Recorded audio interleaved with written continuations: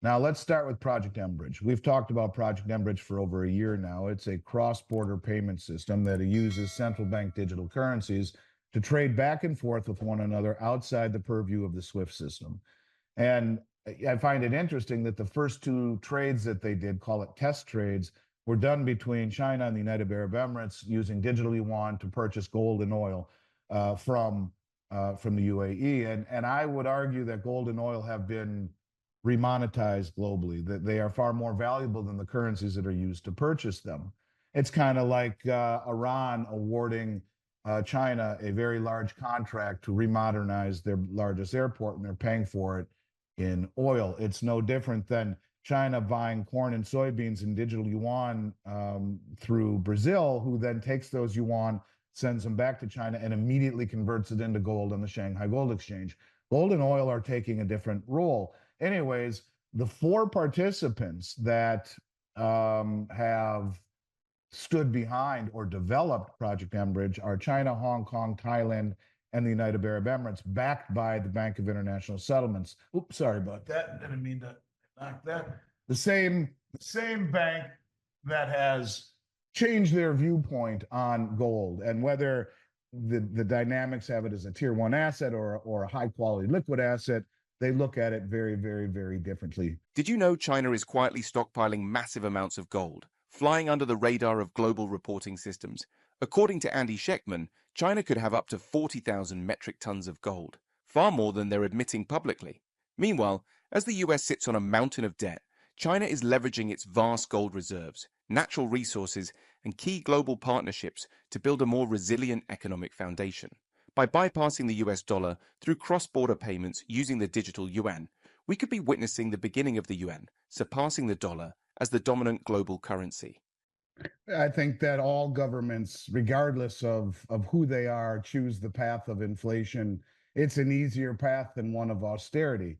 It's an easier path because it keeps the masses at bay until it gets to the point of diminishing returns. So, it doesn't surprise me. It's something that I think you'll find over and over and over again in every culture throughout all of time. Same thing is happening here, but in the end, yes, it may not be the best thing for the Chinese economy, but look, I think that this is something that the Chinese economy is one that is maybe have its own set of problems, but the level of asset base that they have, the relationships that they're striking all around the world in natural resources, to me, will allow them to weather the storm far greater than the United States, who is sitting upon a mountain of debt and a diminished asset base. And the majority of the assets that are still in the West are being slowly siphoned away by countries like China. So, yes, it's another piece of the puzzle. But honestly, Mario, it's not one that gets me too concerned ultimately for where China is going, because I think the bottom of their base, the bottom of their financial pyramid, is far more stable than people give credit for. Mario, when the PLA, the People's Liberation Army, accumulates metal, they don't have to tell the IMF.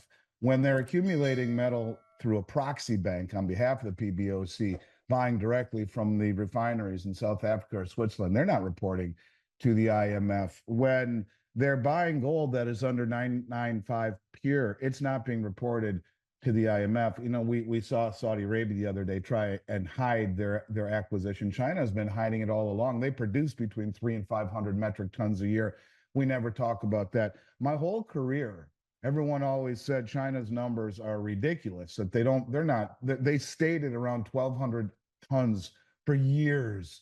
Didn't reflect any of the increase, whether it be in domestic mining production or any import numbers. And they want us to believe, just because of a couple of months of them supposedly stopping reporting, which was nonsense because the import-export numbers that were in London painted a different picture. But all I'm simply saying is that I would err on Alistair McLeod's side. You're right, to his point, to your point. He says that they have somewhere in the neighborhood of 40,000 metric tons, 18 to 20 by the people, 18 to 20 plus by the state. And I would agree with that. And I did an interview recently with Sean Kuhn and Dolly Varden Silver, and he had confirmed what I had heard from other mining execs, that China, which is, I don't think a lot of people even know, the second largest producer of silver in the world, are flying around all around Latin America, buying up doré and concentrate. And for folks who don't know what doré is, it's a crudely refined bar that's maybe 60, 70% at best refined. The miners will refine it to that level and then send it into the refining company to further purify it.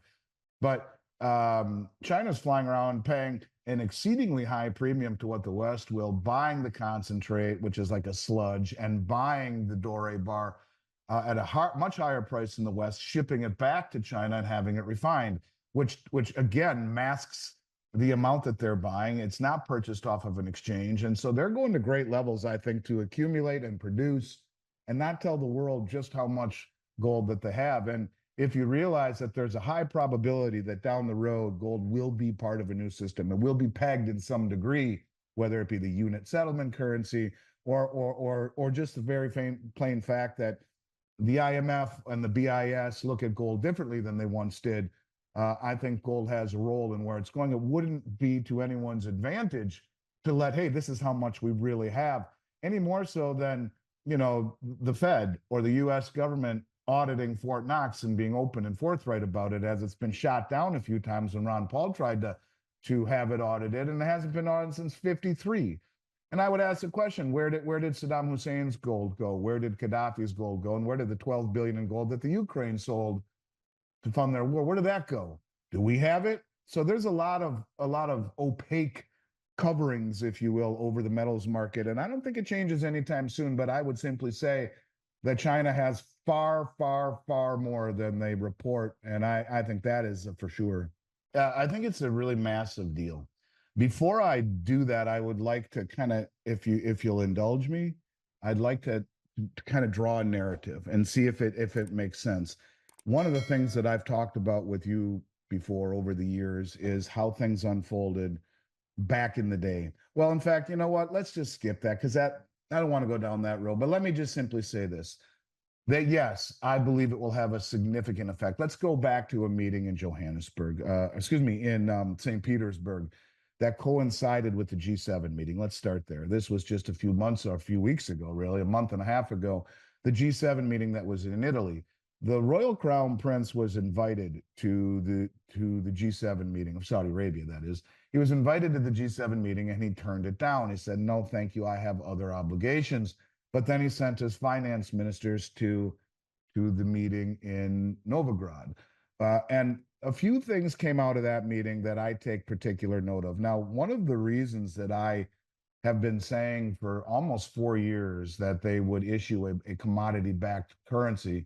Now, it's not a BRICS currency, as everyone originally thought. Everyone thought it would be a BRICS currency, but that's not what it's going to be. It's a settlement currency. But anyways, one of the reasons that I said that was because of a man named Sergei Glaziev, who for 4 years has been talking about this is the ultimate pathway for the BRICS, a currency that will be pegged to a basket of commodities and pegged to a basket of currencies. And so that's kind of been my driving force. I've followed him very closely. So out of this meeting in St. Petersburg, a couple things came out that are very noteworthy. Number one, we understand that 59 countries have formally applied. I don't know how many are going to show up or how many of them are going to be admitted, but I can tell you that 59 formally applied. That is what we were told by Dilma Rousseff. Dilma Rousseff is the former president of Brazil. Dilma Rousseff is the head of the BRICS New Development Bank. This is no small fry. Dilma came out and said that she had 2 meetings on the sidelines at the BRICS meeting in Novograd with Sergei Glaziev and Vladimir Putin, and that in principle they have agreed to a new settlement currency called the unit, which will be traded over Project mBridge. Now, let's start with Project mBridge. We've talked about Project mBridge for over a year now. It's a cross-border payment system that uses central bank digital currencies to trade back and forth with one another outside the purview of the SWIFT system.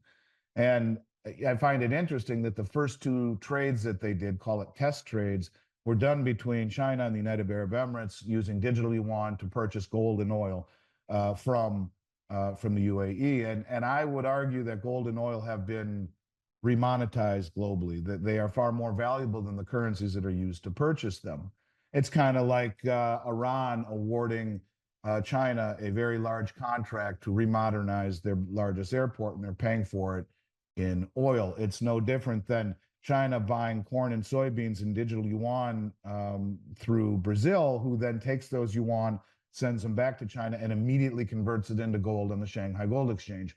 Gold and oil are taking a different role. Anyways, the four participants that have stood behind or developed Project mBridge are China, Hong Kong, Thailand, and the United Arab Emirates, backed by the Bank of International Settlements. Oops, sorry about that. Didn't mean to knock that. The same bank that has changed their viewpoint on gold and whether the dynamics have it as a tier one asset or a high quality liquid asset. They look at it very, very, very differently. Now that you know how China's secretive gold stockpiling and digital yuan strategy could reshape the global economy, the next big move is just around the corner. You won't want to miss the next video where we dive into how these developments might impact the future of your investments and the global financial system. So hit that subscribe button and turn on notifications to stay ahead of the game.